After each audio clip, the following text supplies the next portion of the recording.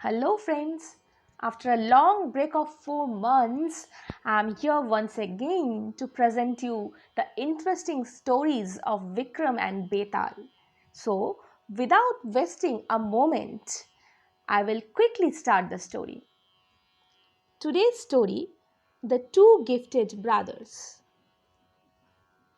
Betal was gleefully swinging from his bow when Vikramaditya reached him and dragged him down from the tree.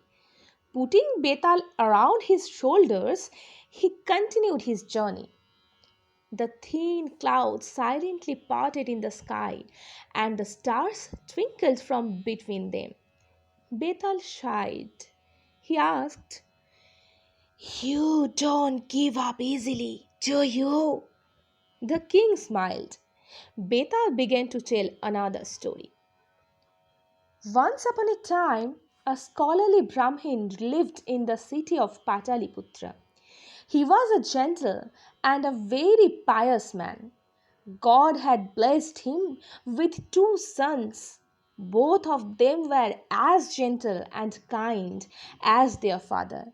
These two sons were extraordinarily talented.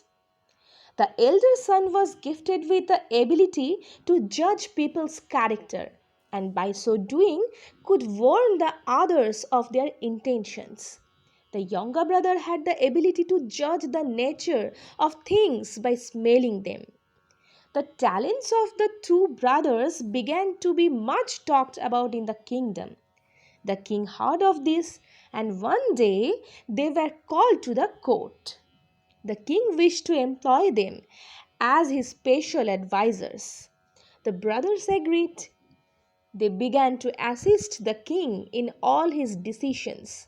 They would often travel with the king on his diplomatic visits to other kingdoms.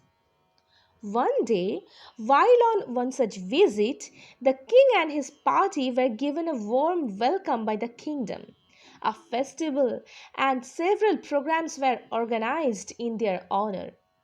The king and his men feasted on the food and wine all night, and after that, the king wished to take rest.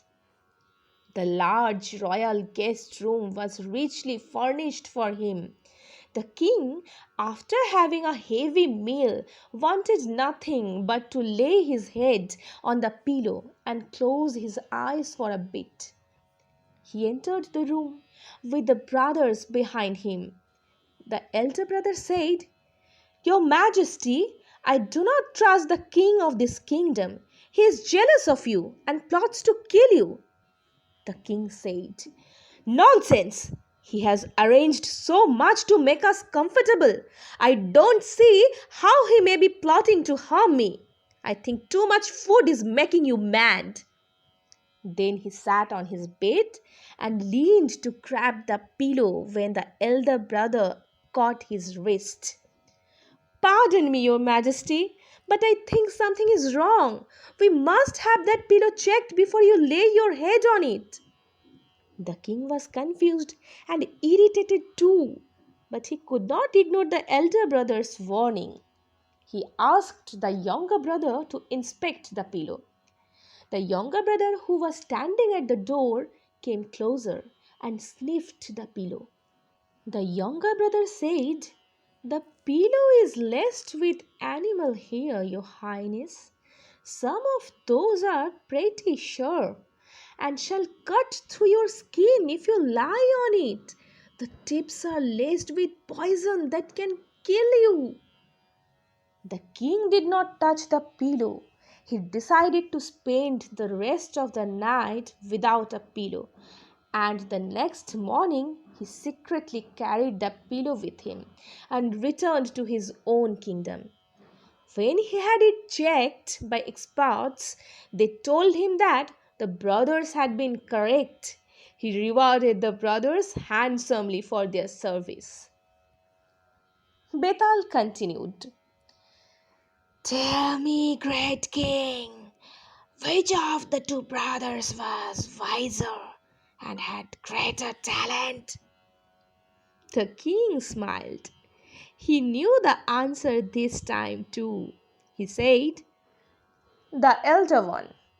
He was the one who sensed the wrong intentions of their host. He was the one who suspected the pedo first. The younger brother only used his talents to confirm his brother's suspicion. Betaal was shaking with laughter. He had begun enjoy the game. He said, "Your judgment is flawless." And he rose and flew back to his tree. An owl hooted, and it echoed through the forest. My dear friends, if you like to hear my stories, please do like, share, and subscribe my channel. See you all in the next episodes of Vikram and Betaal. Goodbye.